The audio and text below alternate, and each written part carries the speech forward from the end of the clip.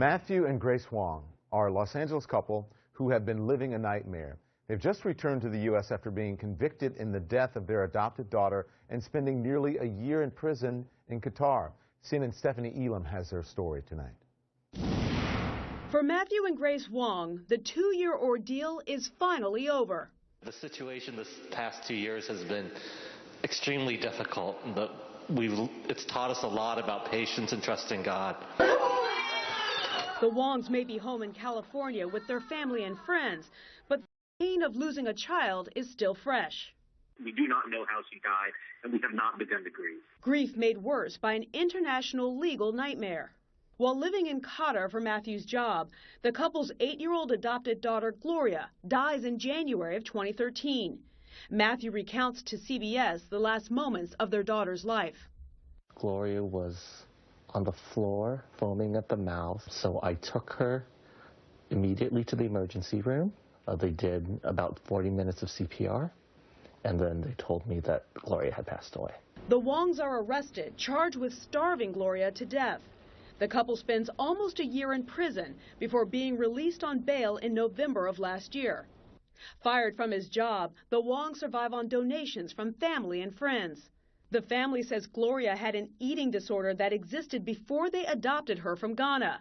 But the Qatari prosecutor argues the Huangs are nothing more than human traffickers who bought the child cheaply from her poverty-stricken birth parents. The couple is convicted in a Qatari court in March and sentenced to 3 years in prison. Matthew releasing this statement. Quote, "We have just been wrongfully convicted and we feel as if we are being kidnapped by the Qatar judicial system." The couple's other 2 children, boys also adopted from Africa, are put in an orphanage after their parents' arrest before eventually moving to live with Grace's mother in the United States. The couple files an appeal. Then on November 30th, a break. An appeals judge in Qatar clears Matthew and Grace of Gloria's death, citing weak forensic reports and testimony from witnesses who say the child was not deprived. Yet the parents face another hurdle. In a phone interview with CNN, Matthew speaks of their freedom deferred. We were declared innocent by the judge this morning and told that we may leave the country. However, we came to the airport, would not allow us to go through immigration. They confiscated our passports, and we were also told that the Attorney General's office issued a warrant for our arrest earlier today. But the delay proves temporary, and 3 days later, the Huangs leave Qatar. Family spokesman Eric Volz tweeting this picture of the couple on the plane and this message, quote, "Thank you to all the silent heroes on this one. Wheels are up." Stephanie Elam, CNN, Los Angeles. What a moment that must have been. Joining me now in an exclusive primetime interview, Grace and Matthew Huang and Eric Volz. He's a spokesman for the family who's managing director of David House Agency, an international crisis resource agency. Thank you for joining us here in New York. And also thank you guys for joining us from LA. How are you both doing tonight? Thank you. We're glad to be here. We're glad to be back in the U.S. With our family, with our sons. Grace, why do you think your daughter Grace passed away? We still don't know. We've did not ever get a proper autopsy from the hospital, and they made so many mistakes on that autopsy and accused us of crimes, and yeah, even to this day, we don't know the cause of her death. It's just an unbelievable story listening to how it unfolded. Grace, you really had a hard time convincing the officials in Qatar that your children were indeed yours because they are adopted. Tell us what that was like for you. Well, when the investigator came and talked to me, he wanted to know how I was related to these children, and I said, "I'm their mom," and he said, "No, they're not. They're not your children." I said, "Yes, I'm their mom." He said, "No, you're not, because you're different colors." And that just happened. That happened again in court. I get asked, "Are you the real mom?" And I would say yes, and that's just not believable to them. Matthew, being in a Qatari prison, you were separated from each other. That must have been extremely traumatic for you. It was very difficult. We were unable to see each other. We were unable to communicate. My wife and I were unable to pass letters. And I think prison was probably one of the hardest experiences in my life. Grace, how about you? It was just so hard to be separated from my whole family, from everybody, from my husband, from the kids, and just being unable to do anything about it. Mm-hmm. Grace, Matthew, Eric, stand by. I know there's much, much more to the story that we want to talk about. When we come back, I want to talk about how you guys are putting your lives back together, and I want to talk to Eric about what kind of people these two people are. We'll be right back. The Huangs were living a nightmare, falsely accused of the death of their daughter and imprisoned in the Middle East. Now they're putting their lives back together. So back with me now is Grace and Matthew Huang, along with family spokesman Eric Volz. Grace, do you feel like you were able to properly grieve your daughter, Gloria? No, we took her to the hospital, and then we did not. Then we were directly put into prison right after that, and all this, and then there's this legal battle, and no, we haven't really been able to grieve Gloria and to just remember how special she was to all of us. Instead, we're facing all these, we're having a case to deal with. Do you feel like the government, either one of you, the government, U.S. government, did enough to help you? I feel like the U.S. government took a long time to respond, a little bit, but way too late. They could have done a lot more, a lot earlier.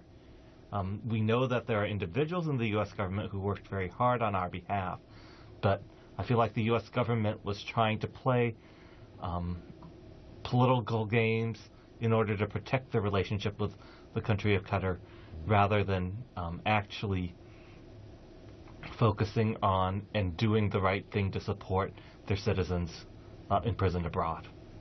This is a real life nightmare, Eric. I mean, I just can't even imagine. I can't fathom everything that they went through. Yeah. I mean, this is happening all over. Families are thrust to the forefront of these cases, you know, forced to deal with negotiations, politics, media. There's proof of innocence in the Huang's case, and that was presented not only to the Qatari government but also the U.S. State Department. And one of the things that their story really highlights is that when the State Department doesn't take the right steps and doesn't send the right message, they're actually giving permission for rogue prosecutors to institutionally kidnap Americans and use them for political bargaining chips like they did with the Huangs. So then what should I ask them if they thought the U.S. government had done enough to help them get out of prison, and really to help them the entire time here? So then what needs to be done to rectify this, to keep this from happening again? As you said, it's happening more than we know. Yeah, I mean, well, let me give you a quick example. The day that the Huangs were convicted, the U.S. Embassy announced an $11 billion arms deal that they were doing with the Qatar Defense Ministry. While they were telling the Huang family that they were doing everything they could to secure their release, President Obama thanked the Qatari government for their role in the Bergdahl-Taliban 5 swap. So what that gesturing and messaging does is it tells governments there won't be any consequence for mistreating Americans and having them wrongfully imprisoned. There really wasn't a cost. So that's why this took so long for it to be resolved. So let's talk about your own story, because you know this all too well. Absolutely. Because? Yeah. Well, I came into this work, it happened to me. I was wrongfully imprisoned in Central America many years ago. But like many Americans who are traveling, investing, studying abroad, falling in love overseas, I found myself accused of a crime I didn't commit, a legal system that didn't make sense. The U.S. government wasn't giving me really good advice. Big Washington law firms didn't understand the nuances culturally. So it really ended up being my family having to go through a learning curve. And that's what we do at the David House Agency. We help shorten the learning curve for families. How many people were working behind the scenes to help the Huangs? In total, there was probably 80 people that had touched their case. And you could use more help, right? Absolutely, yeah. But a tremendous amount of support from the Innocence community and human rights and private specialists. Before I went to break, I said I wanted to talk to you about what kind of people they are. And I have never worked for a family like this. Everyone who's worked on this case has been filled with a spirit of just deep passion for them. They really have woven their lives into the needs of others. That's why they adopted. And the irony is they were accused of being human traffickers. Yeah. Matthew and Grace, this is a season for a family now. You know, you don't have your daughter Gloria, but you have your other children. What will you do how will you handle the next couple of weeks and your lives moving forward? We're just going a day at a time right now. We're enjoying being with our sons. We're just spending time hanging out right now and enjoying board games and reading together and just giving lots of hugs. Matthew? We're just enjoying our time as a family. As Grace said, this is just the time for us to renew our family, rebuild our family again, and we don't know what the future holds, but we know that God holds the future, and we're just excited to be back together again. Matthew, Grace, wish you the best of luck. Eric, thank you. We appreciate it. Thank you. We'll be right back.